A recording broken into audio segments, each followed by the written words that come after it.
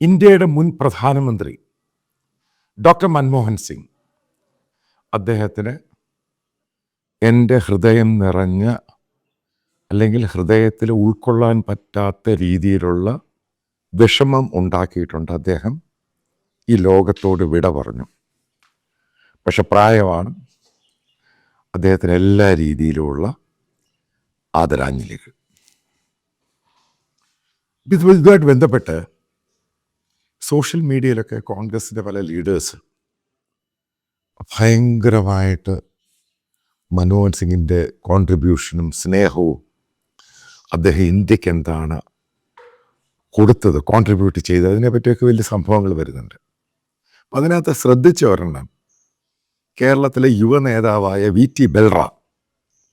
അദ്ദേഹം പറയുന്നു 26 കോടി ജനതയുടെ പട്ടിണി മാറ്റി. സത്യമാണ് സംഭവം. അപ്പോൾ നമുക്കിനി ആരാണ് ഈ മൻമോഹൻ സിംഗ് എന്ന കഥാപാത്രത്തെ നമുക്ക് ഇപ്പം എനിക്കറിയാവുന്ന രീതിയിൽ ഇത് ഞാൻ പറയുമ്പോൾ ഞാൻ കോട്ട് ചെയ്യുന്നത് ഇന്നത്തെ കോൺഗ്രസിൻ്റെ സീനിയറായിട്ടുള്ള നേതാവ് ശ്രീ ജയറാം രമേശ്. അദ്ദേഹം AICC വർക്കിംഗ് കമ്മിറ്റി മെമ്പറാണ്. നരസിംഹറാവുവിൻ്റെ ആദ്യ മന്ത്രിസഭയിൽ അദ്ദേഹം PMOയിൽ പ്രധാനപ്പെട്ട പോസ്റ്റ് വഹിച്ചിട്ടുണ്ട്. അപ്പം അദ്ദേഹം എഴുതിയ ഒരു മനോഹരമായ ഒരു ബുക്കുണ്ട്, the brink and the back. അതായത് ഡിസാസ്റ്റർ എഡ്ജ് എന്ന് വേണമെങ്കിൽ പറയാം, മറ്റൊരു രീതിയിൽ പറയുവാണെങ്കിൽ. അപ്പോൾ ആ ബുക്ക് അന്ന് ഭയങ്കരമായിട്ട് ചർച്ച ചെയ്ത ബുക്കാണ്.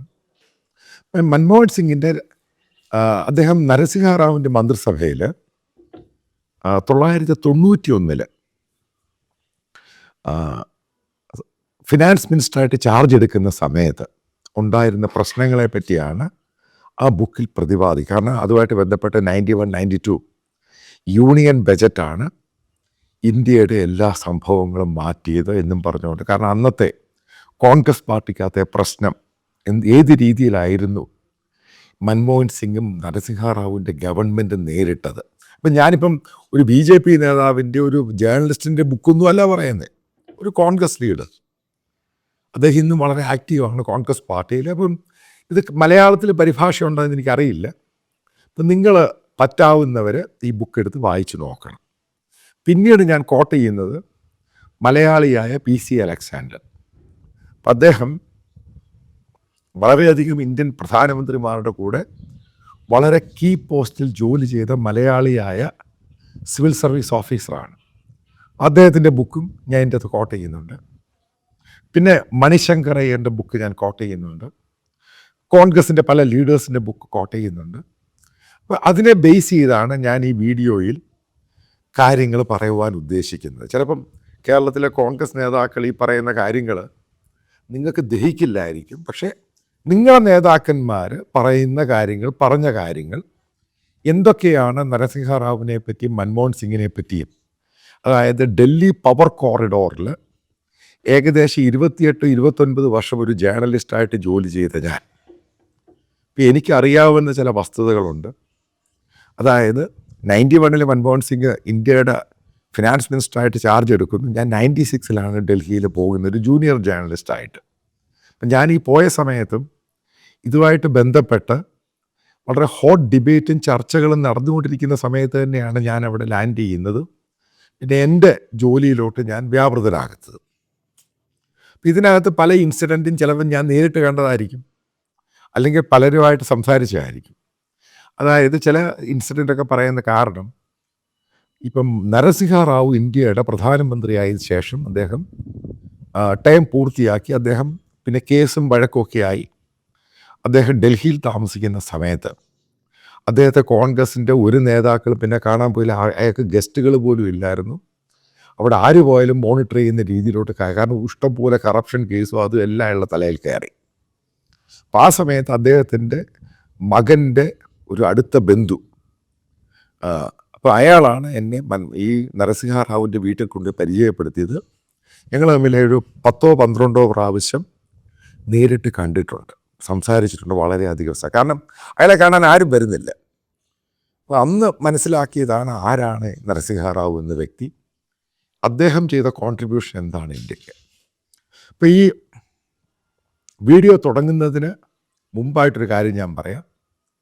ഇന്ത്യ കണ്ട ഏറ്റവും നല്ല പ്രൈം മിനിസ്റ്റർ എന്ന് പറയുന്നത് ദീർഘദൃഷ്ടി, സ്കോളർ, അതായത് ഇന്ത്യയുടെ ഇൻ ആൻഡ് ഔട്ട് പഠിച്ച ഒരു വിഷണറി ആയിരുന്നു നരസിംഹറാവു. അതേപോലെ ഒരു പ്രധാനമന്ത്രി അദ്ദേഹത്തിന് ശേഷം ഇന്നും ഇന്ത്യക്ക് ഉണ്ടായിട്ടില്ല.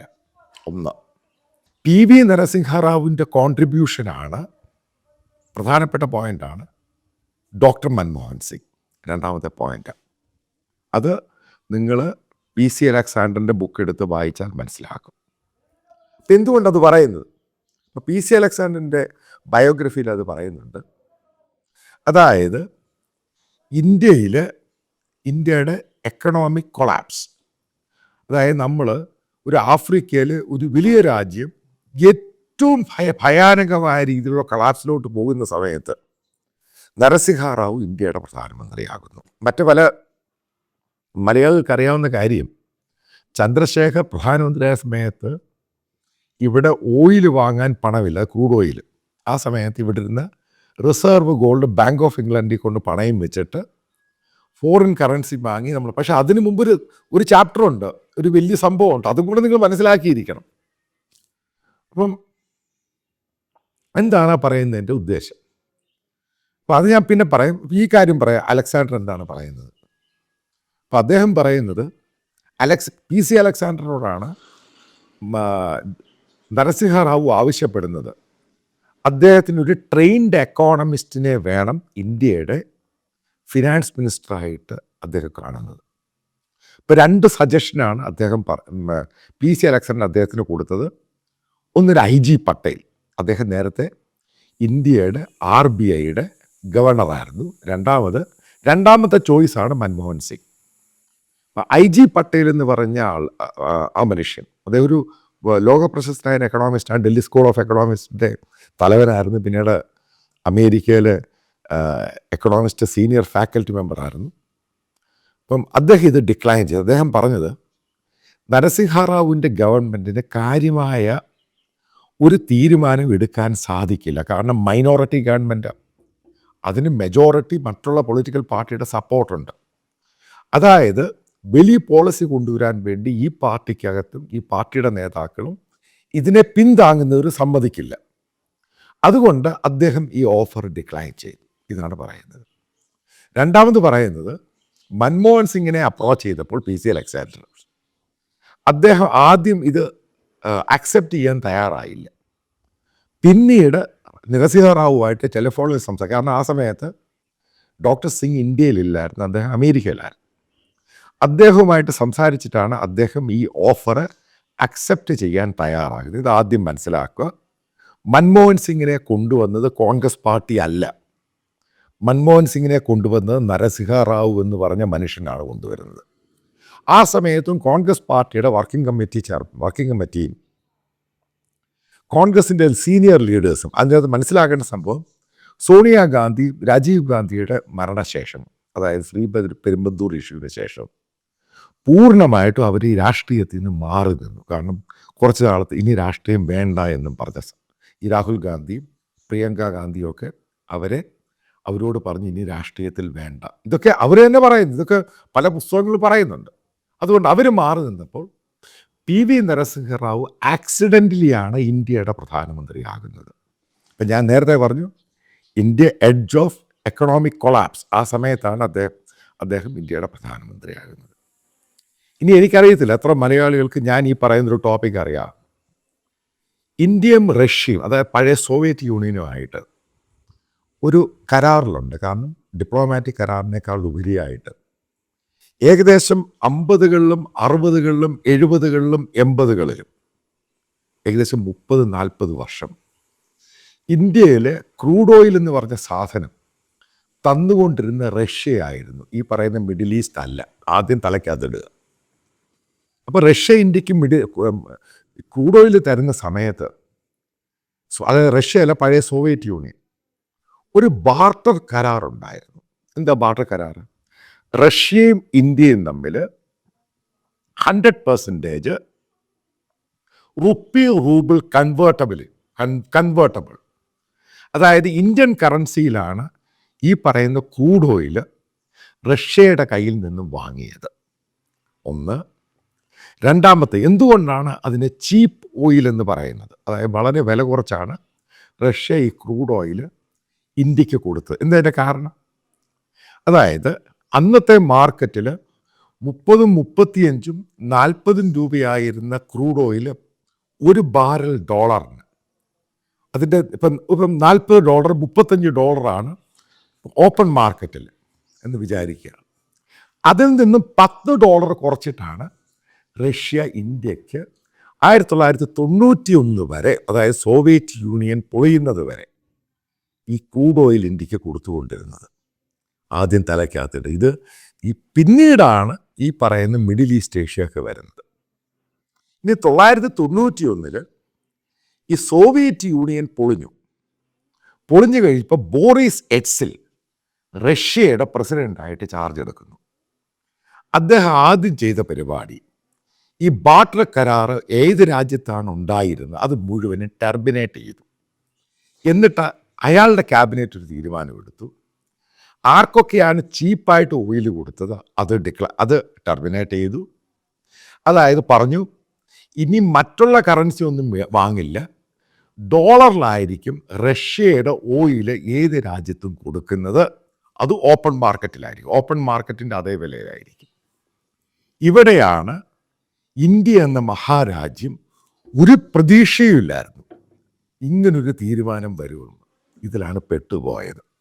അതുകൊണ്ടാണ് എക്കണോമിസ്റ്റുകൾ ഇന്ത്യയിൽ അന്നുണ്ടായിരുന്ന പല ആൾക്കാരും പറഞ്ഞത് India in the edge of economic collapse. കാരണം ഇന്ത്യയിൽ ഫോറിൻ കറൻസി ഇല്ല. കാരണം ഓയിൽ വാങ്ങാനാണ് നമ്മൾ പ്രധാനമായിട്ട് ഫോറിൻ കറൻസി മേടിക്കുന്നത്. ഇപ്പോൾ റഷ്യയുമായിട്ടുള്ള ബാർട്ടർ കരാറിനകത്ത് റഷ്യ ഇന്ത്യക്ക് ഓയിൽ തരുമ്പോൾ ഇന്ത്യയിൽ നിന്നും റഷ്യയ്ക്ക് പ്രധാനമായിട്ട് അരി, അതായത് നമ്മൾ കഴിക്കുന്ന ബാസ്മതി റൈസ്, മറ്റുള്ള റൈസ് അങ്ങോട്ട് പോകുന്നു. റഷ്യയിലൊക്കെ അഗ്രികൾച്ചർ മറ്റുള്ള പ്രോഡക്റ്റുകൾ ഇന്ത്യ അങ്ങോട്ട് എക്സ്പോർട്ട് ചെയ്യുന്നു. എല്ലാം റൂബിൾ കൺവേർട്ടബിൾ ആണ്. അതേപോലെ തന്നെ റഷ്യക്കാർ തണുപ്പ് സമയത്ത് ഏറ്റവും കൂടുതൽ കഴിക്കുന്ന ബീഫ്, അത് ഇന്ത്യയിൽ നിന്നും അങ്ങോട്ട് പ്രോസസ്സ് ചെയ്ത് അങ്ങോട്ട് പോകുന്നു. ഇതായിരുന്നു റഷ്യയുമായിട്ടുള്ള കരാറ്. അതേപോലെ റഷ്യ ഇന്ത്യക്ക് ഈ മിലിറ്ററി ഹാർഡ്വെയർ സപ്ലൈ ചെയ്തിരുന്നു. പക്ഷെ 91 കൊളാപ്സിന് ശേഷം ഇത് മുഴുവനും ടെർമിനേറ്റ് ചെയ്തു. ഡോളറിൽ മാത്രമേ കച്ചവടം നടക്കൂ എന്ന് ബോറിസ് എറ്റ്സിൽ തീരുമാനിക്കുന്നു. അതായിരുന്നു ഇന്ത്യ ഒരിക്കലും പ്രതീക്ഷിച്ചില്ല. റഷ്യ പൊളിയുമായിരിക്കും, പക്ഷെ ഇങ്ങനൊരു തീരുമാനം എടുക്കുമെന്ന് ഇന്ത്യ ഗവൺമെൻറ്റും ഇന്ത്യയുടെ പല എക്സ്പേർട്ടുകളും പ്രതീക്ഷിച്ചില്ല. ആ തീരുമാനമാണ് ഇന്ത്യയെ പെടുത്തിയത്. നമ്പർ 1 അതാണ് എക്കണോമിക്, അതായത് നമ്മുടെ ഫോറിൻ കറൻസി ഇല്ലാതെ പേ ചെയ്യുക, കാരണം ഈ പറയുന്ന സാധനം വാങ്ങാൻ. അപ്പം അത് കഴിഞ്ഞ് റഷ്യയുടെ നമ്മൾ ഈ പറയുന്ന ഓയിൽ വാങ്ങാതായി. പിന്നെ കാരണം റഷ്യയിൽ നിന്ന് ലാൻഡിങ് കോസ്റ്റ് എന്ന് പറയുന്നത് ഇന്ത്യയിലോട്ട് ലാൻഡിങ് കോസ്റ്റ് വളരെ കൂടുതലാണ്. ഇപ്പം $35 മാർക്കറ്റെങ്കിൽ അതിൻ്റെ പകുതിയോളം തന്നെ കൊടുക്കണം ട്രാൻസ്പോർട്ടേഷൻ കോസ്റ്റ്. അതുകൊണ്ട് നമ്മളത് മിഡിൽ ഈസ്റ്റേൺ രാജ്യങ്ങളിലോട്ട് ഡിപ്പെൻഡ് ചെയ്തു. ഇനി നിങ്ങൾ പല ആൾക്കാർ, പൊളിറ്റീഷ്യൻസും പല എക്കണോമിക് എക്സ്പേർട്ടുകളും പറഞ്ഞ് നിങ്ങൾ കേട്ട് കാണും, മലയാളികളായ ജോലിക്കാർ മുഖാന്തരമാണ് അന്ന് ഇന്ത്യക്ക് പെട്രോളിനും മറ്റുള്ളതിനും ക്ഷാമമില്ലാതെ പോയതിൻ്റെ കാരണം എനർജി. എൻ്റെ കാര്യം പിടികിട്ടിയത് എന്താണ്? കാരണം അതിനുശേഷം നമ്മൾ മിഡിൽ ഈസ്റ്റേൺ രാജ്യങ്ങളുമായിട്ട് നമ്മൾ ഈ പറയുന്ന ഓയിൽ വാങ്ങാൻ തുടങ്ങിയപ്പോൾ മലയാളികൾ കൊടുത്തയക്കുന്ന, അത് നാട്ടിലോട്ട് അയക്കുന്ന മണി ഓർഡർ എക്കോണമി, ഈ പറയുന്ന ദിനാറും റിയാലും ദർഹവും അതെടുത്തിട്ടാണ് പിന്നീട് India oil middle east Asian രാജ്യങ്ങളിൽ നിന്ന് വാങ്ങാൻ തുടങ്ങിയത്. പിടികിട്ടിയ സംഭവം. പക്ഷേ അത് നമുക്ക് സഫിഷ്യൻ്റ് അല്ലാതെ വന്നു. ഈ ഒരു സാഹചര്യത്തിലാണ് ബേസിക്കലി നരസിംഹ റാവു മൻമോഹൻ സിംഗിനോട് പറയുന്നത് ഇന്ത്യയിൽ എക്കണോമിക് റിഫോംസ് കൊണ്ടുവരണം. കാരണം അദ്ദേഹം വളരെ എക്സ്പേർട്ടാണ്, എക്കണോമിക് എക്സ്പേർട്ടാണ്. അദ്ദേഹം RBIയുടെ ഗവർണറായിരുന്നു. അതിനൊക്കെ മുമ്പ് ഇന്ത്യയിൽ പല രീതിയിലൊക്കെ എക്കണോമിക് അഡ്വൈസറായിരുന്നു. ഇന്ത്യൻ IIT തന്നെ, അതായത് ഇന്ദിരാഗാന്ധി IIT കൊണ്ടുവന്നാൽ തന്നെ ഇത് പല ആൾക്കാർക്ക് ഈ സംഭവങ്ങളൊന്നും അറിയത്തില്ല. ഇന്ത്യൻ IITയുടെ സെലക്ഷൻ ബോർഡ് ചെയർമാൻ, അവിടുത്തെ ഫാക്കൽറ്റി മെമ്പർ, ഡൽഹി IIT പിന്നെ മറ്റുള്ള IITയുടെയൊക്കെ അവിടെ ആരാണ് ഫാക്കൽറ്റി വരേണ്ടത് അതിൻ്റെ സെലക്ഷൻ ബോർഡ് ചെയർമാൻ കൂടിയായിരുന്നു ഡോക്ടർ മൻമോഹൻ സിംഗ്. എത്ര പേർക്ക് ഈ സംഭവം അറിയാം? ആ സെലക്ഷൻ ബോർഡ് ചെയർമാൻ ആയിരുന്ന 1970 കാര്യമാണ് പറയുന്നത്. അതിന് അയാളൊരു സമയത്ത് ഇന്ദിരാഗാന്ധിക്ക് താല്പര്യം പല ഇടതുപക്ഷക്കാരെ അവിടെ ഫാക്കൽറ്റി മെമ്പേഴ്സായിട്ട് സീനിയർ പോസ്റ്റിലും കൊണ്ടുവരണമെന്നായിരുന്നു. പക്ഷെ മൻമോഹൻ സിംഗ് എന്ന് പറഞ്ഞ പ്രതിഭാശാലിയായ ഇന്ത്യയെ ബഹുദൂരം മുന്നിൽ കണ്ട മനുഷ്യൻ ഇന്ദിരാഗാന്ധി കൊടുത്ത പല പ്രപ്പോസലും എടുത്ത് ദൂരെ കളഞ്ഞിട്ട് അദ്ദേഹം ഓപ്പൺ മെറിറ്റിൽ അവിടെ അധ്യാപകരെയും ഫാക്കൽറ്റി മെമ്പേഴ്സിനെയും സീനിയർ ആയിട്ടുള്ള അധ്യാപകരെ സെലക്ട് ചെയ്തതിൻ്റെ പേരിലാണ് ഇന്ത്യയിലെ IIT എന്ന് പറയുന്ന ഗ്ലോബൽ സ്റ്റാൻഡേർഡിലോട്ട് പോയത്. എത്ര പേർക്ക് ഈ സംഭവം അറിയാം? എത്ര കോൺഗ്രസ്സുകാരൻ ഈ സംഭവം അറിയാം? ഇതൊക്കെ മൻമോഹൻ സിംഗിൻ്റെ കോൺട്രിബ്യൂഷനാണ്. അപ്പം മൻമോഹൻ സിംഗ് ഇന്ത്യയിൽ കൊടുത്ത ഏറ്റവും വലിയ സംഭവമാണ് ആദ്യത്തെ 1991-92 യൂണിയൻ ബജറ്റ് എന്ന് പറയുന്നത്. അപ്പം അതിനകത്ത് 3 പ്രധാനപ്പെട്ട റിഫോംസ് പോളിസിയാണ് കൊണ്ടുവരുന്നത്. ഇതിന് പറയുന്നത് LPG റിഫോംസ് എന്നാണ്. Liberalisation, privatisation, globalisation. അപ്പം ഇതുമായിട്ട് ബന്ധപ്പെട്ട് നിങ്ങൾക്കെല്ലാം അറിയാം, കാരണം മലയാളികൾ വളരെ പുസ്തകമൊക്കെ വായിച്ച് ലോകത്തെ അറിയുന്നവരാണ്. ഇപ്പം ലിബറലൈസേഷൻ നിങ്ങൾക്കറിയാം, അതായത് ഇന്ത്യൻ മാർക്കറ്റ് ഓപ്പൺ ചെയ്ത് കൊടുത്തു, അതായത് മാർക്കറ്റ് ഡ്രിവൺ എക്കോണമി ആക്കി മാറ്റി. ഇപ്പം എന്താണ് പ്രൈവറ്റൈസേഷൻ? അതായത് ഇന്ത്യയുടെ ഇൻഎഫിഷ്യൻ്റ് ആയിട്ടുള്ള പല പബ്ലിക് സെക്ടർ അണ്ടർടേക്കിങ്സ് ഉണ്ട്. അപ്പോൾ അതിനെ ഡിസിൻവെസ്റ്റ് ചെയ്ത് പ്രൈവറ്റൈസ് ചെയ്യാൻ ചെയ്യും. എന്തിനു വേണ്ടിയാണ് ചെയ്തത്? അതിൻ്റെ പ്രധാനപ്പെട്ട കാരണം ഇതെല്ലാം മറ്റേ വെള്ളാന പോലെ സംഭവം. കാരണം എയർ ഇന്ത്യ എങ്ങനെയായിരുന്നു നേരത്തെ, അതേപോലെയാണ് ഇന്ത്യയിലെ പല പബ്ലിക് സെക്ടേഴ്സ്. അതിൻ്റെ അകത്ത് ലൈസൻസ് രാജ് എന്ന് പറഞ്ഞ സംഭവം ഇല്ലാതാക്കി. അതായത് ലൈസൻസ് രാജ് എന്ന് പറയുന്നത് എല്ലാത്തിനും പെർമിഷൻ വേണം. ആ സംഭവം ഇല്ല. അതാണ് ഈ പ്രൈവറ്റൈസേഷൻ എന്ന് പറയുന്നത് അതുമായിട്ട് ഉദ്ദേശിക്കുന്നത്. കാരണം അവർക്ക് ഇവിടെ വന്ന് ഇൻവെസ്റ്റ് ചെയ്യുക, ഇന്ത്യയിൽ ഈ പറയുന്ന സംഭവങ്ങളുടെ ആവശ്യമൊന്നുമില്ല.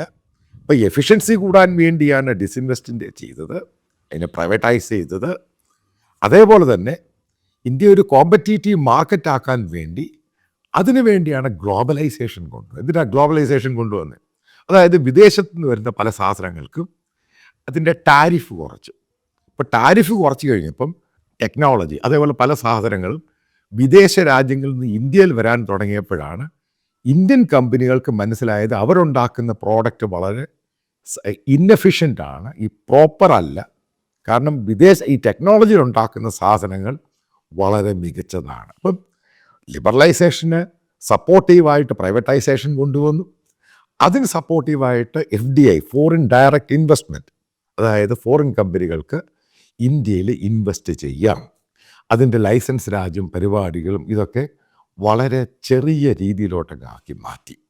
ഇപ്പം ഇതിൻ്റെ പ്രധാനമായിട്ട് ഉദ്ദേശ ലക്ഷ്യം എന്ന് പറയുന്നത് ഇന്ത്യ എന്ന് പറഞ്ഞ രാജ്യം ഒരു ഗ്ലോബൽ എക്കോണമിക് പവറായിട്ട് മാറണം. ഇത് വളരെ വർഷങ്ങൾ കൊണ്ട് ലോകത്തിലെ പല രാജ്യങ്ങളും പറയുന്ന ആവശ്യമായിരുന്നു. കാരണം ഇന്ത്യ മാർക്കറ്റ് ഓപ്പൺ ചെയ്താൽ ഇന്ത്യക്കാർ രക്ഷപ്പെടുകയുള്ളൂ. അതുകൊണ്ട് BT ബൽറാം ഇതുമായിട്ട് ബന്ധപ്പെട്ടൊരു താങ്കളോടൊരു കാര്യം പറയാം. അതിൻ്റെ ഭാഗമായിട്ടാണ് ഏകദേശം 260 മില്യൺ ജനങ്ങൾ പട്ടിണി, അതായത് സ്റ്റാർവേഷനായിരുന്നു. ഒരു നേരം ഭക്ഷണം കഴിക്കുവാൻ അവർക്ക് കഴിവില്ലാത്തവരായിരുന്നു. അതുകൊണ്ടാണ് 25 വർഷം കഴിഞ്ഞ് പല സർവേകളും ഇന്ത്യയിൽ നടന്നു. അതായത് ഗവൺമെൻറ് ഓഫ് ഇന്ത്യയുടെ സർവേ നടന്നു, അതേപോലെ ഗ്ലോബലായിട്ട് പല ഏജൻസികളും വേൾഡ് ബാങ്കും IMFും ഇവർ പലരും സർവേ ചെയ്തു. അതിൽ നിന്നുള്ള കാൽക്കുലേഷനാണ് 260 മില്യൺ, ഏകദേശം 26 കോടി ജനങ്ങളുടെ പട്ടിണി, അതായത് ഒരു നേരം ഭക്ഷണം കഴിക്കാൻ പറ്റാത്ത സംഭവം മാറ്റിയതിൻ്റെ പ്രധാനപ്പെട്ട കാരണക്കാരൻ ഈ പറയുന്ന മൻമോഹൻ സിംഗ്. ഇനി 1991 ബജറ്റിലോട്ട് പോകാം. എങ്ങനെയാണ് മൻമോഹൻ സിംഗ് നേരിട്ടത്? ഈ ബജറ്റ് അവതരിപ്പിച്ച് കഴിഞ്ഞപ്പോൾ അതിനകത്ത് പ്രധാനപ്പെട്ട പല ഡിസിഷൻ വന്നു. അതായത് നിങ്ങൾക്കറിയാം, ക്രൂഡ് ഓയിൽ നമ്മുടെ ഫോറിൻ കറൻസി ഇല്ല. അപ്പോൾ അതുകൊണ്ട് ഈ പെട്രോളിന് വില കൂട്ടി ശരിക്കും. അതേപോലെ കാരണം നമുക്ക് ചീപ്പ് ഓയിലാണ് കിട്ടിക്കൊണ്ടിരുന്നത്. കാരണം റഷ്യയിൽ കൊടുക്കുന്നതിനേക്കാളും വില കുറച്ചാണ് റഷ്യ, സോവിയറ്റ് യൂണിയൻ ഇന്ത്യക്ക് തന്നുകൊണ്ടിരുന്നത്. പക്ഷേ മിഡിൽ ഈസ്റ്റേൺ രാജ്യങ്ങളിൽ നിന്ന് എടുക്കുമ്പോൾ അതിന് വില മാർക്കറ്റ് റേറ്റിലാണ് എടുക്കുന്നത്. അതിന് ടാക്സ് കൂട്ടി, ഗവൺമെൻറ് ടാക്സ് കൂട്ടി. അതേപോലെ ഫർട്ടിലൈസറിൻ്റെ പ്രധാനപ്പെട്ട ഭാഗമല്ല ഈ പറഞ്ഞ ക്രൂഡുമായിട്ട് ബന്ധപ്പെട്ട യൂറിയാസ് അതിനെല്ലാം ഇമ്പോർട്ട് ചെയ്യുക. അപ്പോൾ അതിൻ്റെ കാരണം ഇതെല്ലാം റഷ്യ നമുക്ക് വളരെ ചീപ്പ് റേറ്റിലാണ് തന്നുകൊണ്ടിരുന്നത്. അത് മുഴുവനെടുത്ത് മാറ്റിക്കഴിഞ്ഞപ്പം ഫർട്ടിലൈസറിൻ്റെ അതിൻ്റെ പ്രൈസ് കൂട്ടി, അതിൻ്റെ ടാക്സേഷൻ കൂട്ടി, LPG കാരണം ഇവിടെ ഇല്ല പുറത്തു നിന്നാണ് വരുന്നത്, അതിൻ്റെ ടാക്സ് കൂട്ടി. ഇത് കൂട്ടിക്കഴിഞ്ഞപ്പോഴത്തേക്ക് കോൺഗ്രസിൻ്റെ പാർലമെൻ്ററി പാർട്ടിയിൽ നരസിംഹ റാവുവിനെതിരെ മൻമോഹൻ സിംഗിനെതിരെ ഭയങ്കര സംഭവമായി. കോൺഗ്രസ് പാർട്ടിക്കകത്ത്, പാർലമെൻ്ററി പാർട്ടിക്കകത്ത് 2 പേരെ ഉണ്ടായിരുന്നുള്ളൂ VT ബൽറാം ഈ മൻമോഹൻ സിംഗിനെ പിന്തുണയ്ക്കാൻ. ഒന്നുണ്ടായിരുന്നു മണിശങ്കർ അയ്യർ, രണ്ടാമത് നാഥൂറാം മിർത്ത. തനിക്കിതറിയോ സംഭവം? 2 പേരെ ഉണ്ടായിരുന്നുള്ളൂ പിന്തുണയ്ക്കാൻ. പിന്നീട് 3ഓളം പ്രാവശ്യം പാർലമെൻ്ററി പാർട്ടി കൂടുന്നു. അതായത് അന്ന് മണിശങ്കർ അയ്യർ ശക്തമായിട്ട് പറയുന്നു, ഇത് രാജീവ് ഗാന്ധി കണ്ട ഇന്ത്യ ഇതാണ്, അതുകൊണ്ട് ഇങ്ങനെയുള്ള പോളിസീസ് ആവശ്യമാണെന്ന് മണിശങ്കർ അയ്യറുടെ പുസ്തകം കൊണ്ട് വായിച്ചു നോക്കുക. നാഥൂറാം മിർത്തയും മറ്റു പലരും കോട്ടയിട്ടും ബാക്കിയുള്ള കോൺഗ്രസ് നേതാക്കൾ മുഴുവനും എതിർക്കുന്നു. പ്രത്യേകിച്ച് കേരളത്തിൽ നിന്നുള്ള കോൺഗ്രസ് നേതാക്കൾ അവരും എതിർക്കുന്നു. വളരെ കുറച്ച് പേര് അവരും എതിർക്കുന്നു. വല്ലാത്ത രീതി. കാരണം ഒരു socialist economy, Nehruvian thoughts of എക്കോണമിയിൽ നിന്നും ക്യാപിറ്റലിസ്റ്റ് എക്കോണമിയിലോട്ട് പോവുകയാണ് നമ്മൾ. ഇതാണ് ഈ സംഭവം. അങ്ങനെയാണ് മൻമോഹൻ സിംഗ് ഇന്ത്യയുടെ ഫിനാൻസ് മിനിസ്റ്ററായിട്ട് ഇത് സക്സസ്ഫുൾ ആയിട്ട് ഈ സംഭവം ഈ പറയുന്ന കോൺഗ്രസ് പാർട്ടിയിലുള്ളവരെ കൺവിൻസ് ചെയ്യാൻ ശ്രമിച്ചു. ഇനി നോക്കാം. അത് VT ബൽറാമിന് അറിയാം. കാരണം നിങ്ങൾ കോൺഗ്രസ് നേതാക്കളുടെ ബുക്കിനകത്ത് പറയുന്നുണ്ട്. അവരെന്താ പറയുന്നത്? എന്തുകൊണ്ടാണ് ഈ കോൺഗ്രസിൻ്റെ ലീഡേഴ്സ് ഏറ്റവും കൂടുതൽ ബ്യൂറോക്രാറ്റ്സ്? കാരണം ബ്യൂറോക്രസി സീറോ ആക്കി. കാരണം ലൈസൻസ് രാജ് എടുത്തു കളഞ്ഞപ്പോഴത്തേക്ക് ബ്യൂറോക്രസിക്ക് പ്രാധാന്യമില്ലാതായി. ഇപ്പം എന്താണ് ഇത്ര എതിർക്കാൻ കാരണം? ഇനി അതൊരു പഠിക്കേണ്ട ഒരു ചാപ്റ്ററാണ്. അതായത് ഇപ്പോൾ ഇന്ത്യയിൽ ഒരു ഇൻവെസ്റ്റ്മെൻറ്റ് വരുന്നു, ഒരു പ്രൈവറ്റൈസ് ഇൻവെസ്റ്റ് ചെയ്യാൻ പോകുന്നു. അതുമായിട്ട് ബന്ധപ്പെട്ട് ലൈസൻസ് രാജ്യം ഇതിനകത്തെല്ലാം പൊളിറ്റീഷ്യൻസിൻ്റെ ഒരു പങ്കുണ്ട്. അവർക്കൊരു പെർസെൻറ്റേജ് ഉണ്ട്. കാരണം അവർ ഈ സാങ്ഷൻ എടുത്ത് കൊടുക്കുന്നു, ആ സാങ്ഷൻ കൊടുക്കുന്നു, ഈ സാങ്ഷൻ കൊടുക്കുന്നു. ഈ സാധനം അവർക്ക് ഇല്ലാതായി കഴിഞ്ഞപ്പോൾ കോൺഗ്രസിനകത്തെ പൊളിറ്റീഷ്യൻസിന് ഭയങ്കര പ്രശ്നം. കാരണം അവൻ്റെ എക്കോണമിയെ, കാരണം ഇവൻ അടിച്ചു മാറ്റിയേ ജീവിച്ചുകൊണ്ടിരുന്നത്. ഇത് പോയതാണ് ബേസിക്കലി ഇന്ത്യയിലെ കോൺഗ്രസ് നേതാക്കൾക്ക് ഏറ്റവും വലിയ അടി കിട്ടിയത്. അങ്ങനെയാണ് മൻമോഹൻ സിംഗിനെതിരെ റാവുവിനെതിരെ പടയൊരുക്കമായി കോൺഗ്രസ് പാർട്ടിക്കകത്ത്. പിന്നെ റാവുവിൻ്റെ തന്ത്രശാലിത കൊണ്ട് മാത്രമാണ് ഇത് മുന്നോട്ട് പോകാൻ സാധിച്ചത്. ഈ പറയുന്ന MPമാരെ പരിധിക്ക് നിർത്താൻ വേണ്ടി ലോക്കൽ ഏരിയ MPs ഡെവലപ്മെൻറ്റ് എന്ന് പറഞ്ഞ സംഭവം കൊണ്ടുവരുന്ന റാവു. കാരണം ഈ MPമാരെ സ്ഥിരമായിട്ട് ഇയാളെ അറ്റാക്ക് ചെയ്യുക. കാരണം MPമാർ ഇയാൾ രാജിവെക്കണം, മൻമോഹൻ സിംഗ് രാജിവെക്കണം എന്ന് പറഞ്ഞു കഴിഞ്ഞപ്പോൾ നിങ്ങൾക്കറിയാം ഓരോ MPമാർക്കും അവരുടെ കോൺസ്റ്റിറ്റ്യുവൻസിൽ ഓരോ വർഷം എത്ര കോടി രൂപ കൊടുക്കുന്ന പ്ലാൻ കൊണ്ടുവരുന്നത് ഈ MPമാരെ കൂടെ നിർത്താൻ വേണ്ടിയാ. അത്രമാത്രം ത്യാഗം സഹിച്ചിട്ടാണ് മൻമോഹൻ സിംഗും നരസിംഹ റാവുവും ഈ പറയുന്ന റിഫോംസ് ഇന്ത്യയിൽ കൊണ്ടുവന്നത്. ഇതിൻ്റെ പാർട്ട് 2 ഞാൻ പറയാം, അത് അടുത്ത എപ്പിസോഡ്.